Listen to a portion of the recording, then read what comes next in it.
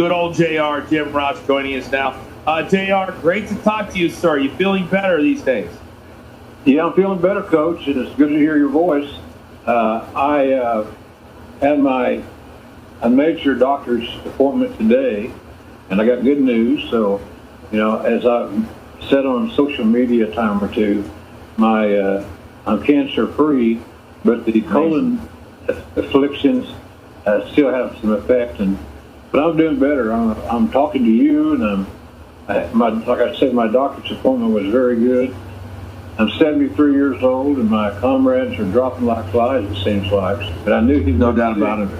I had no idea, Coach, that he was in that condition. Well, it certainly was shocking for all of us. We're talking to the great Jim Ross today here on Off the Ropes. It certainly was a shock. I was in the middle of a morning show that I do, and man, it just came across it. There's certain athletes and certain personalities, JR, that when it happens, the last one like this to me was Kobe a few years ago, and you always kind of remember where you were. You experienced probably more than anyone the star and the impact that was Hulk Hogan. What did, from your perspective, Hulk mean to the growth of the business and getting it to a point where now we have $5 billion, streaming deals happening?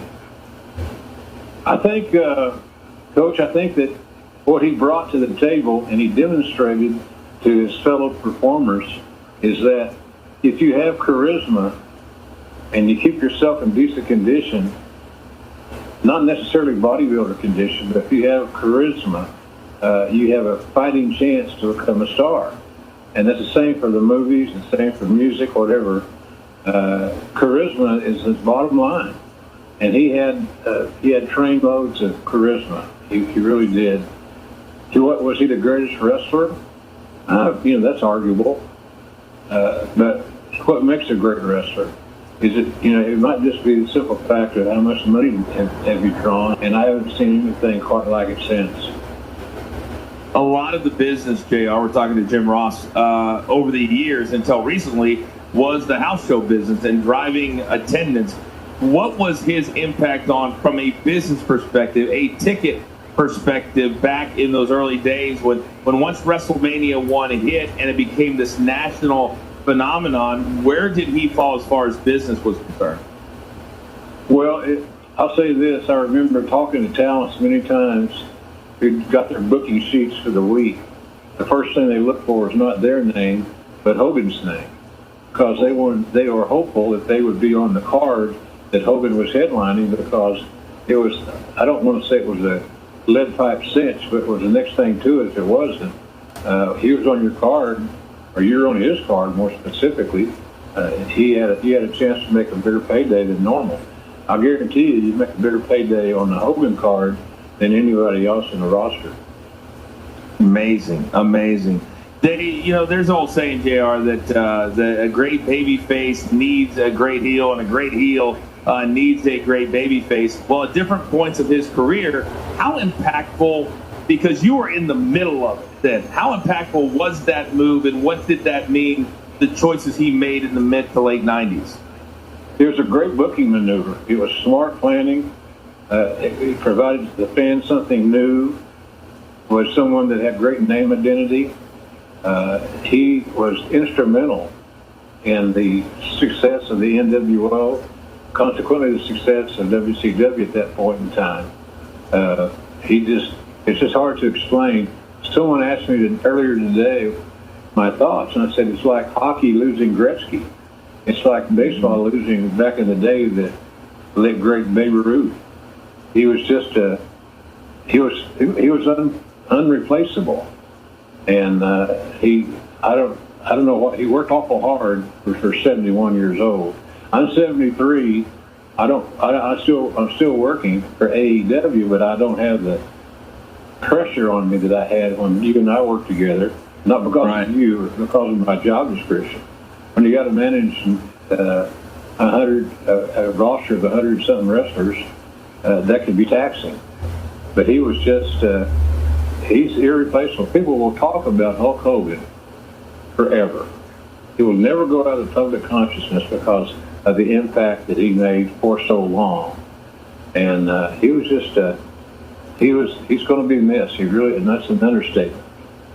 Why do you think, and I'm glad you just said that he'll be talked about forever, because there's certain athletes that when they pass, we either talk about them like they're still here, or we talk about them in reverence based off of what they were able to do with their performance. With a Hulk Hogan, he was able to do it far longer than, say, a Kobe Bryant, who this happened to, obviously, a few years ago, tragically. Why do you think it is that guys like a Hulk that are so bigger than life that we act sometimes like they are still around and tell stories as if they're still sitting right beside us? Yeah, you're right. I don't know if that's a blessing or a curse, to be honest with you. But he had that intangible, Coach. You can't teach charisma. You can't go practice charisma. You either have it or you don't have it. And having it is money. It's money for, we've both seen guys that were huge stars and made their companies and themselves a lot of money, but they did it because they had something special, something unique. And he certainly was that. He was very unique. And he understood his gimmick. He understood his persona. He knew how to enhance it and how to embrace it. And the fans, in turn, embraced it along with him. We're talking to the voice of wrestling, the great man under the black hat, of course, the man I sat next to many, many nights and had the blessings to do so, good old JR, Jim Ross, today here on Off the Ropes. We're remembering the legacy, the impact of Hulk Hogan, who passed away this morning at the age of 71. JR, you've called a lot of big matches. You've called a lot of big WrestleManias.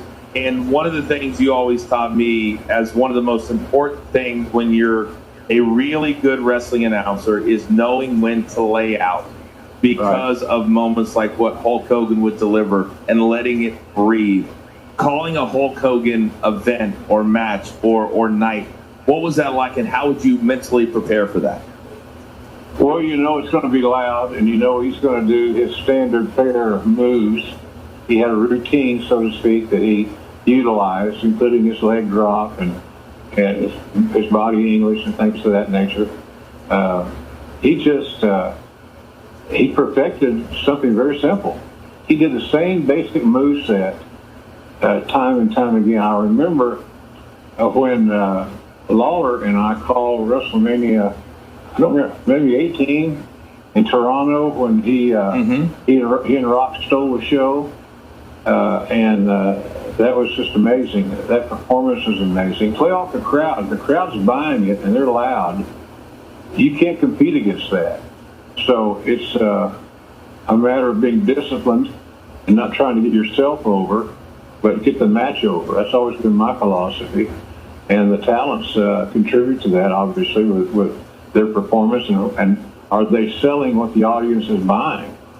And when you hear the audience buying it in a variety of forms, namely cheers or whatever, it could be silence. But it's just, you got to play off what you feel, not what you hear, but what you feel as a broadcaster. And I think that goes for any sport. You got to feel what you're calling, and if you do, you got a hell of a good chance of getting the match over, and subsequently the talent's over. One of the blessings today is being able to hear some of the great calls from you, from Gorilla Monsoon, and just all the voices. Because I think now, as you and others, as we get farther away from the big nights with a Hulk Hogan or a Rock or whatever it is, that when we watch it back, we hear the brilliance of you. And I tell people all the time, I said, sitting next to JR, everybody thought that you and I didn't get along. That could not have been farther from the truth. I said, I learned so much.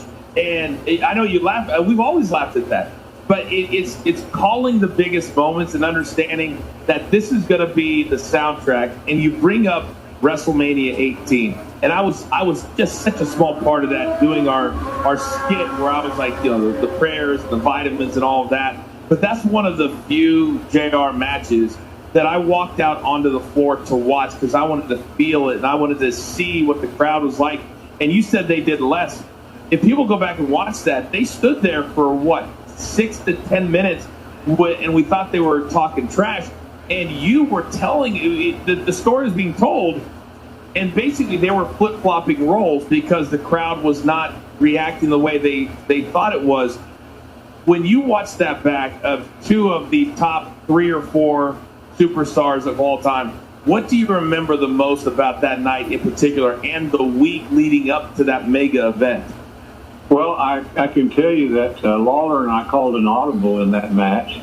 Psychologically speaking, we called an audible because Hogan and Rock changed roles.